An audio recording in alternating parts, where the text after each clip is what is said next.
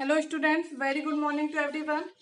तो हम last classes में हमने पावर के बारे में पढ़ा था। Power flow diagram of three phase induction motor, उनके बीच में रिलेशन क्या है। इनपुट पावर हो गया, एयर गैप पावर हो गया जो हमारा है, और मैकेनिकल पावर डेवलप्ड है, इनके बीच में रिलेशन पढ़ा था।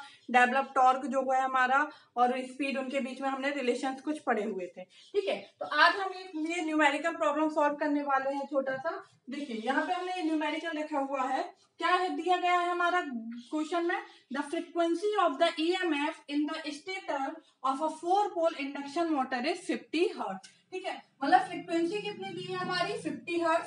स्टेटर पोल कितने हैं 4 पोल। ठीक है, कितने पोल की इंडक्शन मोटर है 4 पोल इंडक्शन मोटर है, और फ्रीक्वेंसी क्या दी है जो हमारा इनपुट सप्लाई है उसकी 50 hertz, and that in the rotor is 1.5 hertz, और रोटर की फ्रीक्वेंसी क्या है 1.5 हर्ट्ज। ये मैंने आपको बताया है थ्री फेज इंडक्शन मोटर और ट्रांसफार्मर में क्या अंतर होता है कि ट्रांसफार्मर में जो फ्रीक्वेंसी होती है वो सेम होती है प्राइमरी और सेकेंडरी साइड, बट जो इंडक्शन मोटर होता है उसमें स्टेटर और रोटर की फ्रीक्वेंसी क्या होती है, डिफरेंट होती है। उसमें क्या आ जाता है, एक स्लिप का फैक्टर आ जाता है एस। ओके, तो हमें फाइंड करना है कि स्लिप क्या होगा और किस स्पीड से हमारा रोटर रन करेगा, मतलब एनआर फाइंड करना हो। तो मैंने पहले भी न्यूमेरिकल सॉल्व कराए हैं, तो आपको बोला सबसे पहले आपको क्या लिख लेना है, गिवन क्या क्या है और फाइंड क्या करना है। ठीक है, उसके बाद आप सॉल्व करेंगे। अगर आपका यही थ्योरेटिकल एग्जाम है, सेमेस्टर एग्जाम है, भले आपको क्वेश्चन सॉल्व करते नहीं बन रहा है, लेकिन आप गिवन और टू फाइंड लिखेंगे तो भी उसमें सपोज 3 मार्क्स का है तो 1 मार्क्स आपको दिया जाएगा। ये आप याद रखिएगा,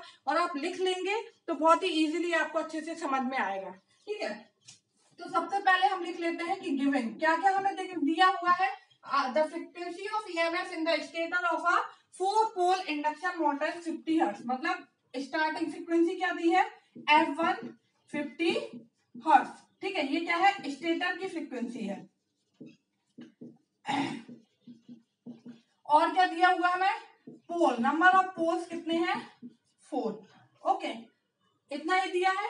रोटर की फ्रीक्वेंसी क्या दी है, एफ आर लिख लो या फिर F2 लिख लो, ये है 1.5 हर्ट्ज, ये दिया है। अब टू फाइंड, फाइंड क्या क्या करना है हमें, स्लिप और एनआर, रोटर स्पीड, यही दो चीज फाइंड करना है। क्या बोला है, स्लिप क्या होगी और रोटर की स्पीड क्या होगी जिस पे वो रन कर रहा होगा। ठीक है, अब हम सॉल्व करते हैं।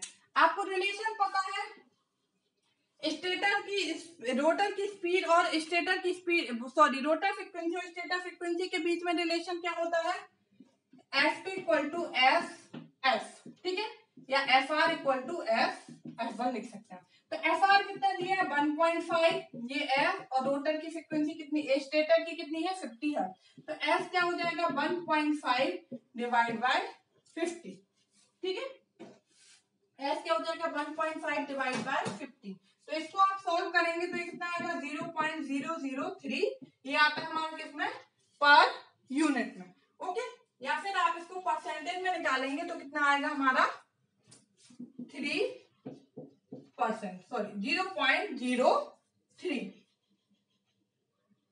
ओके, परसेंटेज में निकालेंगे तो इंटू 100 कर देंगे तो स्लिप हमारी कितनी आ गई 3%। स्लिप की वैल्यू ऑलमोस्ट बहुत कम होती है उसकी रेट। ठीक है, तो एस क्या आ गया हमारा 3%, ये आपको फाइंड करना था, ये आ गया 3%, और परसेंट में नहीं लिखेंगे तो 0.03 पर यूनिट।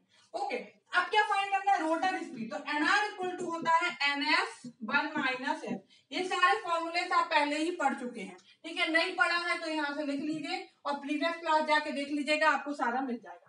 तो NR equal to NS 1 minus S, तो एस तो पता चल गया, अब हमें एनएस फाइंड करना है। सिंक्रोनस स्पीड दी है क्या, नहीं दी है, तो पहले हम एनएस फाइंड करेंगे। तो एनएस इक्वल टू होता है 120 F by T. 120 F, frequency कितनी है 50 हर्ट्ज, पोल कितने हैं 4, फ्रीक्वेंसी कितनी थी 50 हर्ट्ज, पोल है number of pole 4। Okay,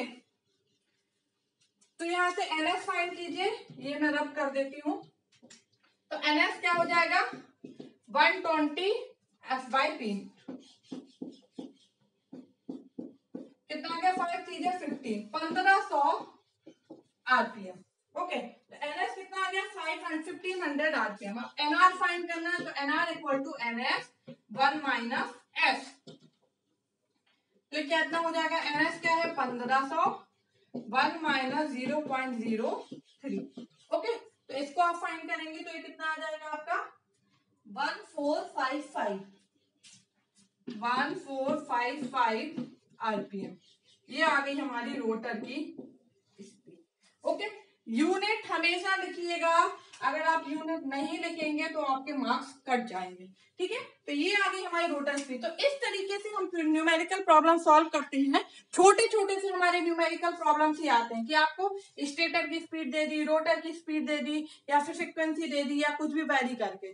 okay, तो ये एक हमारा न्यूमेरिकल प्रॉब्लम था based on speed. Thank you.